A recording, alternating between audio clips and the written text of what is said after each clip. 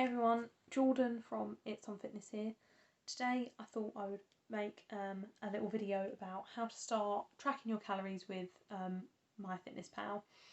It's a common app recommended by a lot of trainers or just a lot of people download it and use it, but it can be quite confusing when you're getting started. So this is just a quick little tutorial to try and make it a bit simpler for you. Hope you enjoy.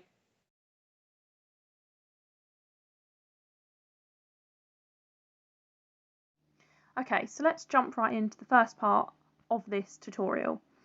So of course, first things first, you're going to need to head to the App Store on your phone and search MYFITNESSPAL. Mine's come up straight at the top, so you just click on it. Now, I've already downloaded it, but if you haven't, you'll just need to click install. And it is a free app, and there is a premium version, but especially as a beginner, you're just not going to need that premium version. The free version is going to be perfect for everything you need for just tracking your calories and your food. So click install, or in my case, open. And now I already have an account, but if you don't, you'll be asked to make one, and you'll need to put in things such as your height, weight, goals in terms of whether you want to lose weight, gain weight, etc.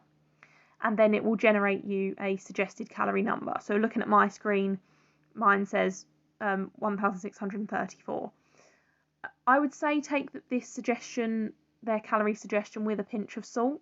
Everyone's metabolisms are different, and I personally know that what it suggests to me is usually a bit low for me, even to meet my goals of weight loss or any other goal I may put in. It's not normally completely accurate for me. So you might want to play around with that number, but I will show you how to change that number in the next part of the tutorial. But yeah, so take that number with a pinch of salt. And also another thing I would say is I don't personally use this for exercise. I don't put the exercise in.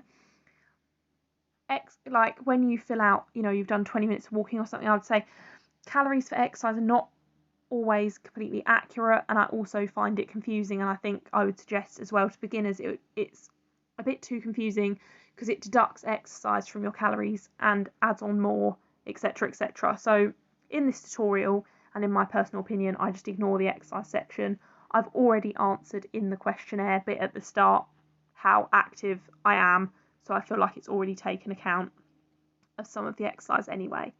So yeah, we're just going to focus on the food, but we will move on to the next part of the tutorial now. Okay, so now I'm going to talk a little bit about the Me section, which if you look to the bottom of the screen, there is a tab with 5 little buttons on it.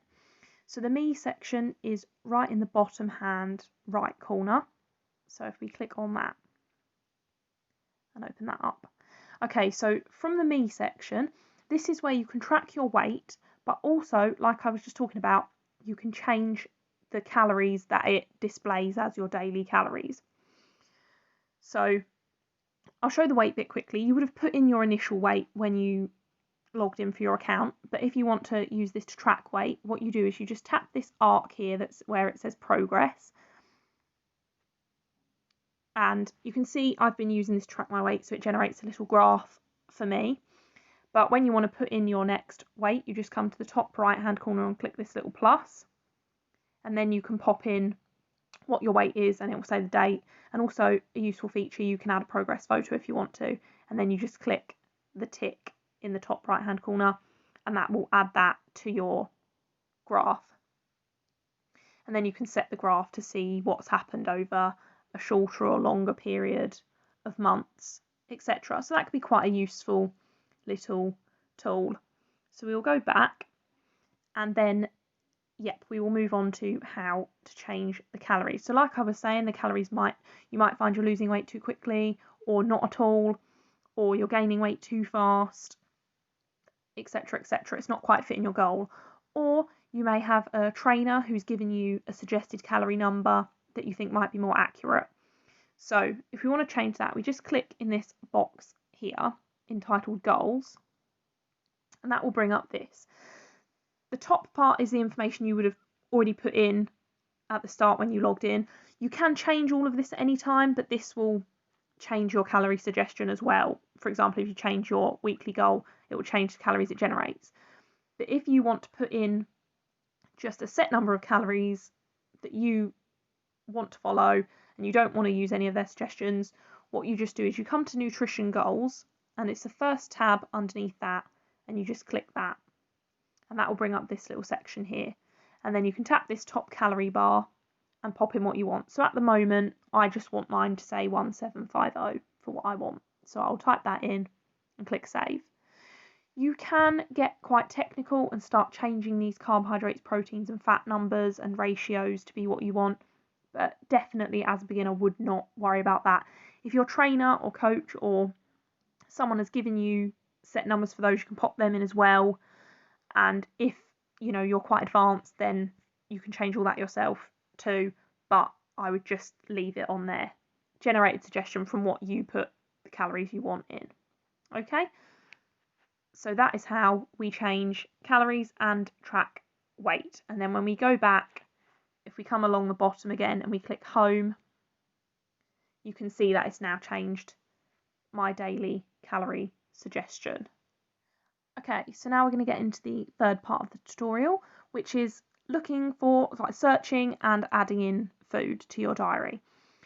So the obvious thing seems to be to click up here where it says calories remaining, 1750 minus, etc. But that doesn't take you to your food diary. That takes you to this whole area full of graphs of nutrients and calories averaging over the week, etc, etc. So we don't really need to concern ourselves too much with this, especially at the start. So we're just going to go back.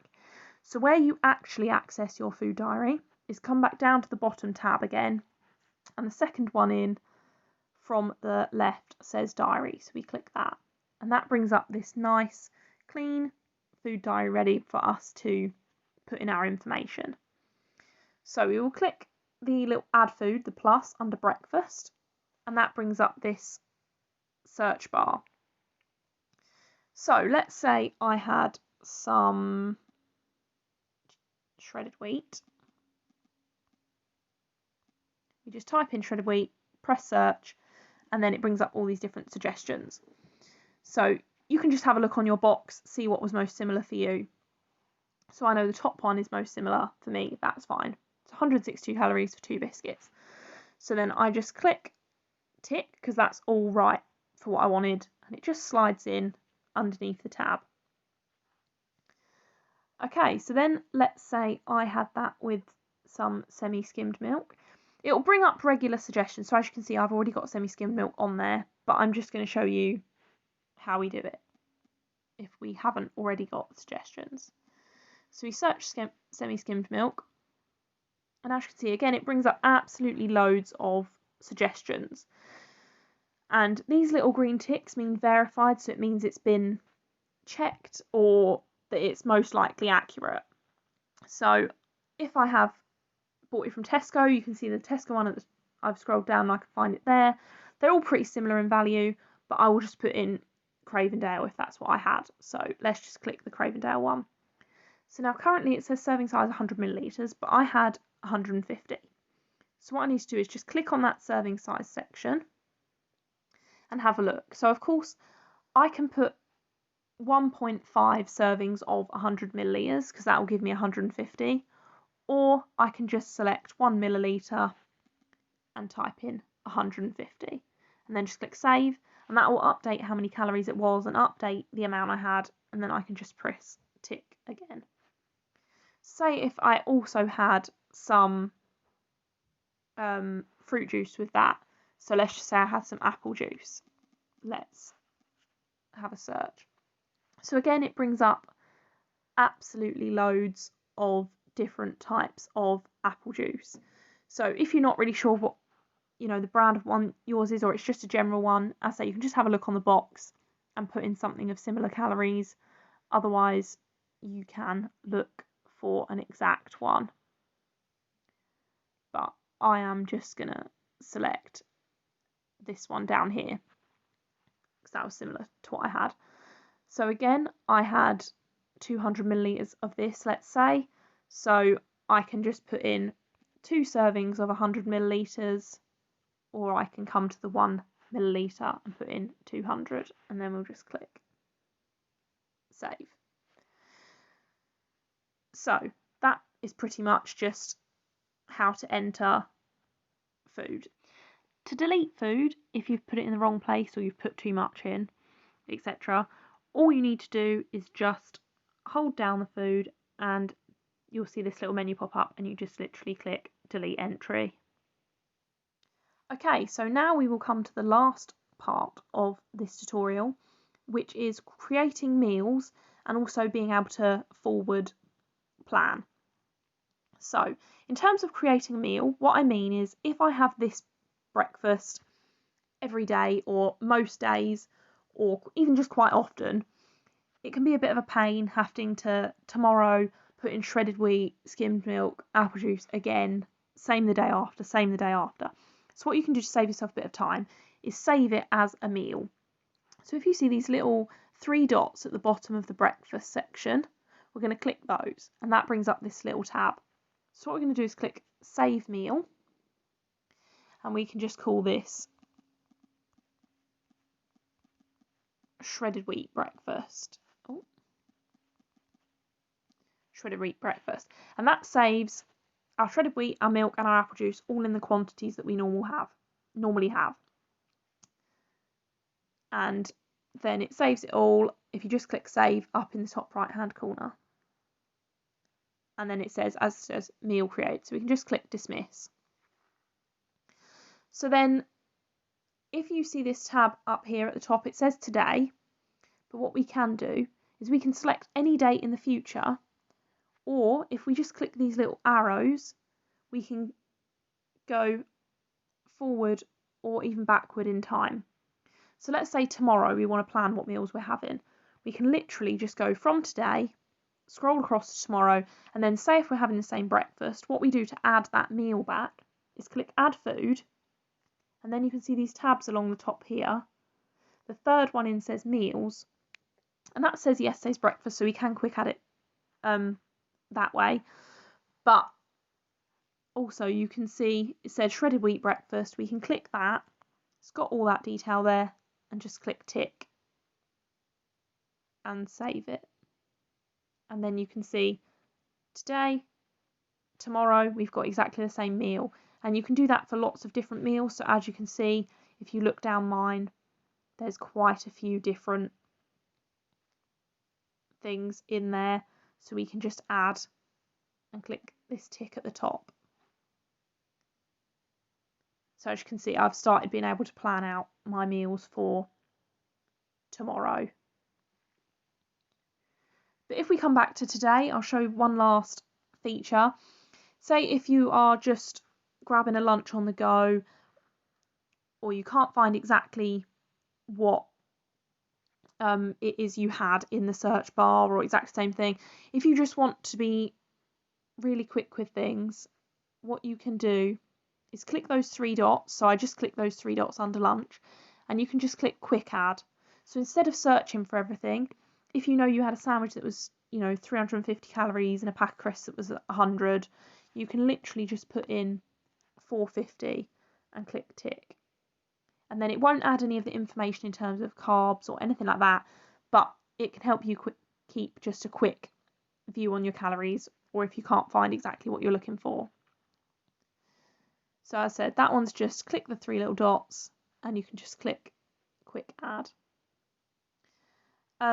Same as I will say, don't get really caught up with tracking calories to the exact amount or to the exact gram. Obviously you need to be fairly accurate because otherwise there's not much point in doing it and it won't give you the information that you need. But don't get stressed about 1 calorie here, 1 gram there.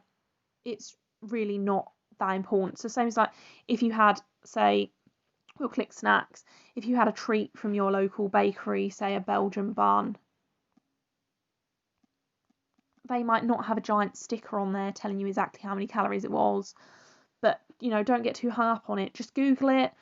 You can weigh it if you really want to, but otherwise you can see they're all roughly around about 400 calories, so you can just add one that you think is similar and click a tick, and that will help you keep track on calories of things that maybe you don't know the exact calories for. But yeah, that winds up the tutorial. I hope you found it interesting and useful. There is plenty more features on this app, but I can cover these in another video. If you want more in depth look at this app and how to use it. But thank you for listening, guys. I hope you found it interesting. Bye.